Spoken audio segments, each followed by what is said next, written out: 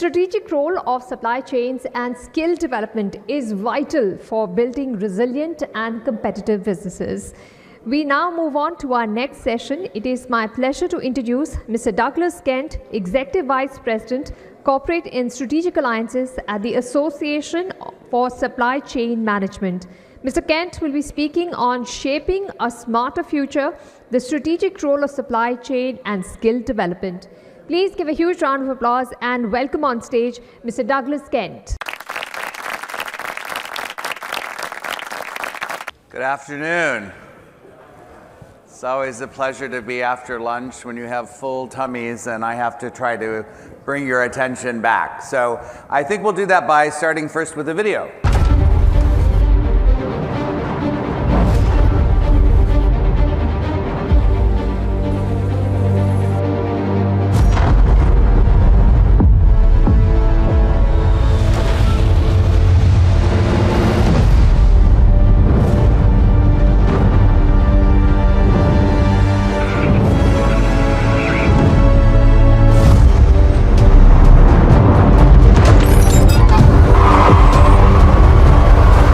In the burger competition, we have a French triple onion burger. Oh, there she is, there she is.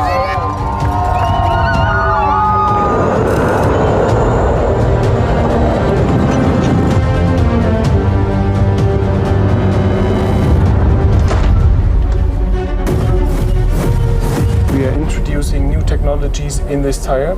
We are right now with this specification at 43% sustainable recycled materials. At the end of 2 years, we will cut it up into individual sections, roll that up and remove it.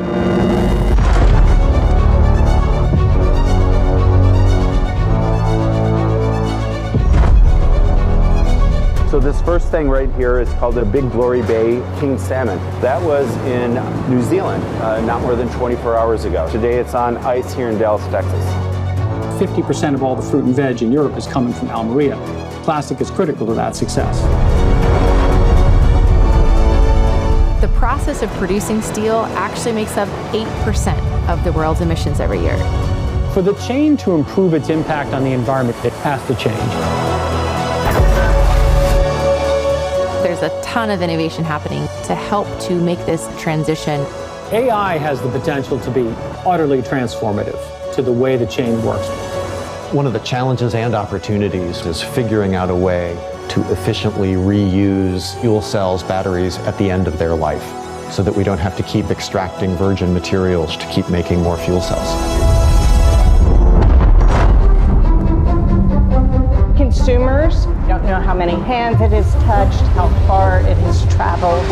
We expect full shelves of a wide range of products. The supply chain is really the story of where everything comes from. It's the trip from the mine, the farm, the forest, the ocean, all the way through every factory and every truck to your house, your refrigerator.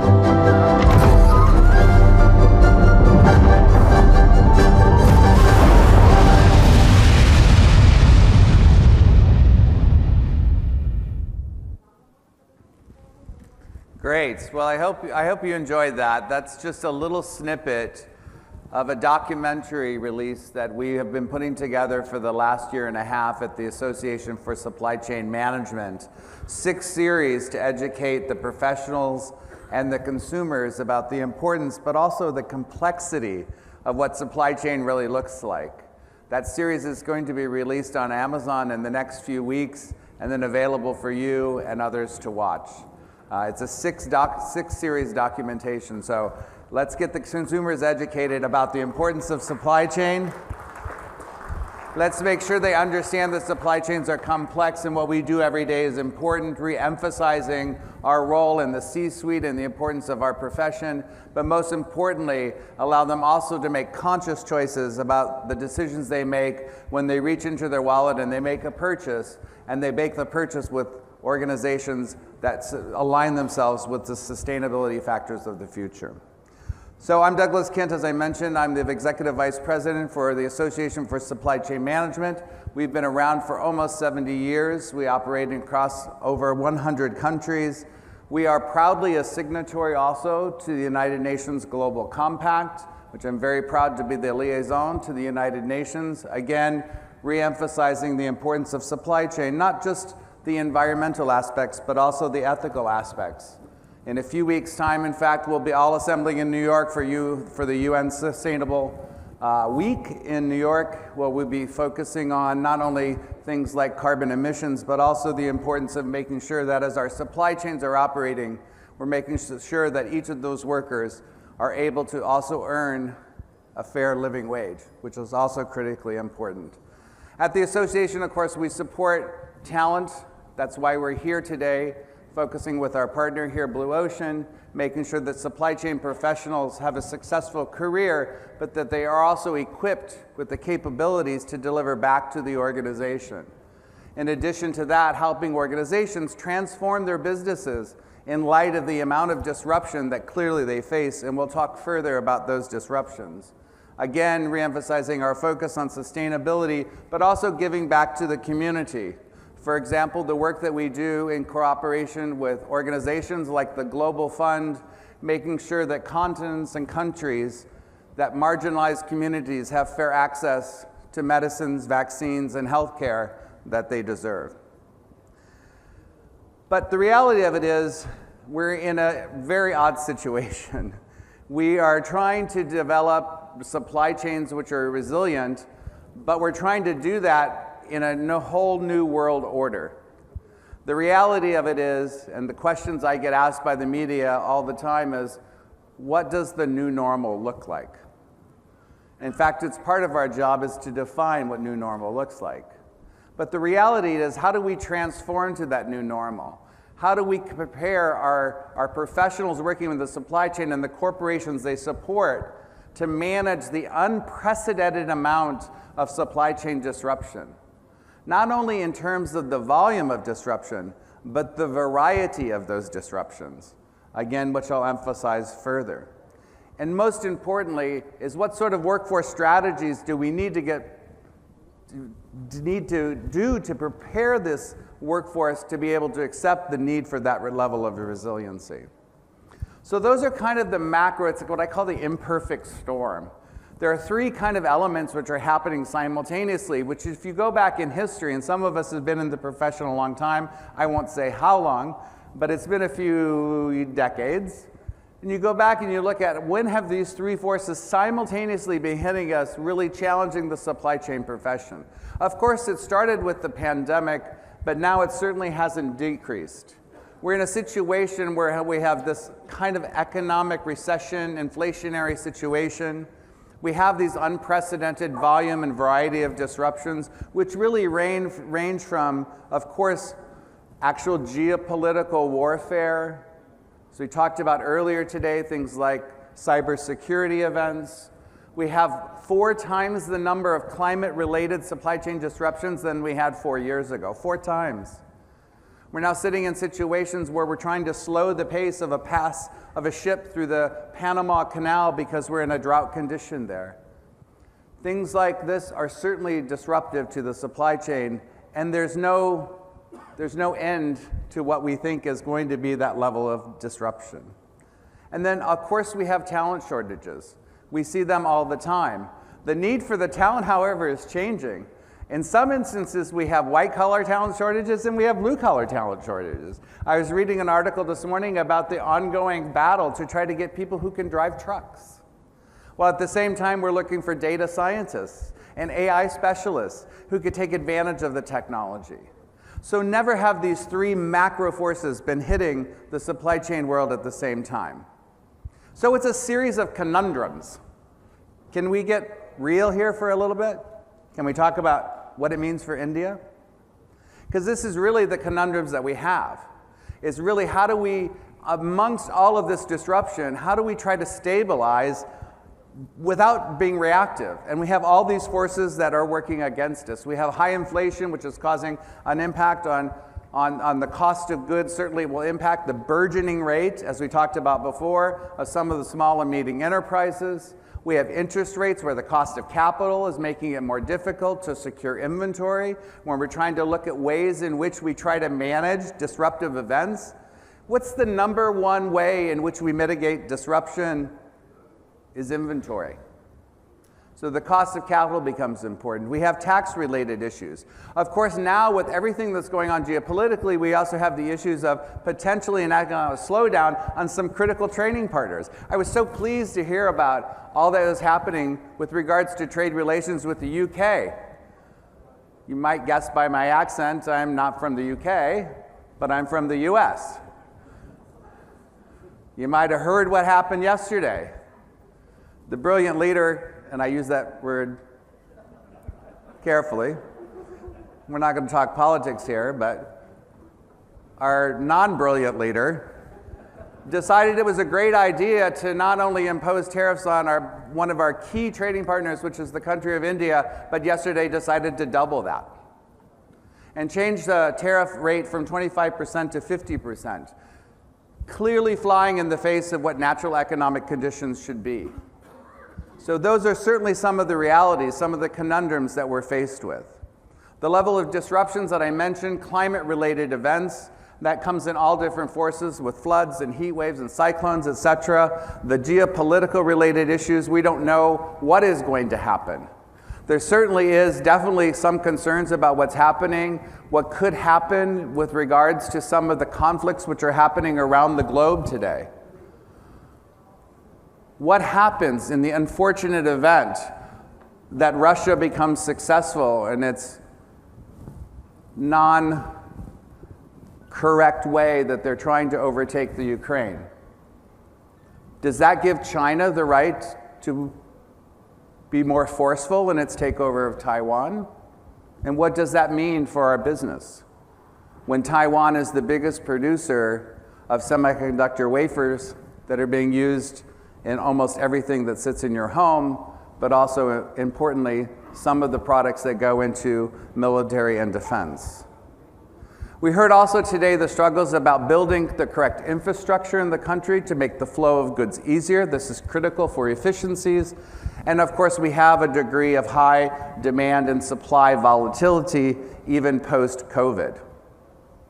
And then lastly, on that third sort of force that's happening is that it's keeping pace. We talked about this before, but the reality of it is technology is not our problem.